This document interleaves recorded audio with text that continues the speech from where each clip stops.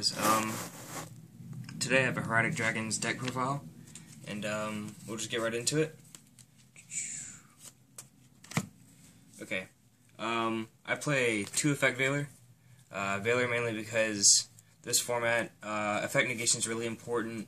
You want to stop those plays, be it BLS or Trishula itself. And I don't really want to play Fiendish Chain because, I mean, even though floodgates are brought down, I feel like people are still going to run 3 MST. I play 2 Hieratic Seal, the Sun Dragon Overlord, for rank 8 plays, because we don't have the Dragon Rollers to make 7s, so we need to subsidize for these. For more vanillas, play 2 Labradite for rank 6 shenanigans with Hieratics. I can also go for the OTK. Then I play 1 Galaxy Serpent. The reason I play this is because if I tribute a Hieratic for another Hieratic, that's a 6, and I bring this out, I can sink into anything, and in my extra deck I have, I believe, 3 level 8 monsters that are synchros, and that's more fodder to use after I've swung with them or I've used their effects in order to go into more XYs. I only play 2 Nepthet because Nepthet's monster removal, and I have more of that teched in as spells and traps, and he's like Sue, but he's a level 5, and that's not all that important, because I prefer to get him on the field and then tribute him again, so I'd rather have another Hieratic in hand in order to use him. 3 ESET, it's mandatory in any Hieratic deck.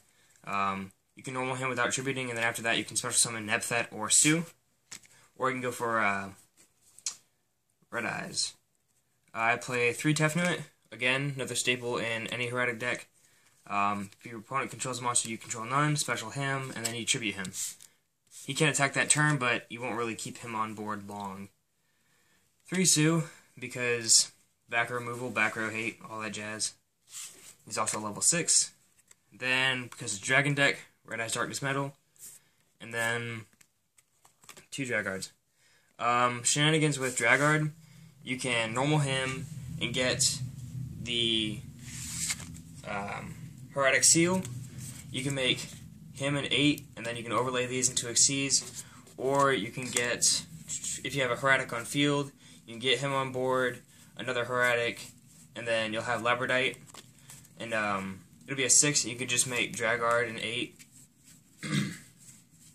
That, or you can go for Galaxy Serpent, special Galaxy Serpent, make Dragard an 8, and sink for a 10. So you have access to Leo and all those things. And I play Star Eater because if I don't need to, I can always get Red Eyes on the field, and then I can use Effect Veiler in order to get him out. 3 Convocation, because it's your rotor for the deck, searches literally every card you need, and it's just put at 3. For back row hate, I play 2 MST, and the reason I play 2 MST is because I also run 2 Wing Beat. One of the best combos ever is special Tefnuit, use Wing Beat, get it back to hand, destroy their back row, and special Tefnuit again. 2 Silver's Cry, because if I have no way of getting a Hieratic tributed in order to get them out of the graveyard, or as in vanillas, I can just use Silver's Cry. And by that time I should have another monster on board.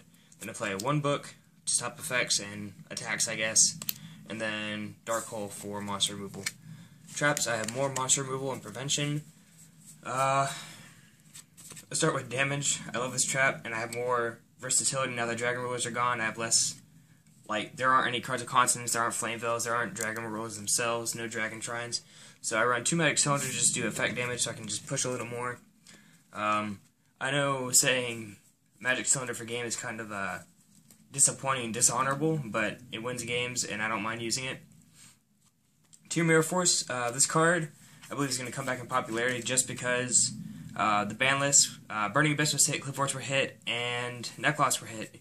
Not a lot, but regardless, it's going to deter people from playing them more because they're not at full power anymore. So decks like Sylvans, Mermails, and all those things are going to come back. Then for the 1-ofs, I play Compulse, stop Xyz plays and anything else I don't want. Bottomless to get rid of pesky monsters, and Solemn to stop big plays, and then I also have 1 Vanities because it's at 1. On to the extra deck.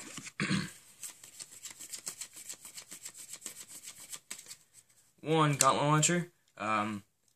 You don't really need to, but I used to play him a lot more in the Dragon Ruler variant because it puts monsters in grave for you to use. And if you didn't go into Autumn, you can overlay Gaia Charger on top. Exit Beetle, another Gaia Charger target. If I need a spot removal, I can use him, get one monster from either player's graveyard, and I'll have monsters in grave just because it's a Dragon deck. I have Hieratics, and I pop one card they control. I play 2 Autumn because he's one of the best XYZs in the game. He's also my favorite, if not one of the best. Rank 6 that I have, because he specials any dragon from deck. And then after that, he can't attack, so you run 2 Gaia Charger. You can overlay him on top of any of these. Use a rank 5 or 6 as XYZ material.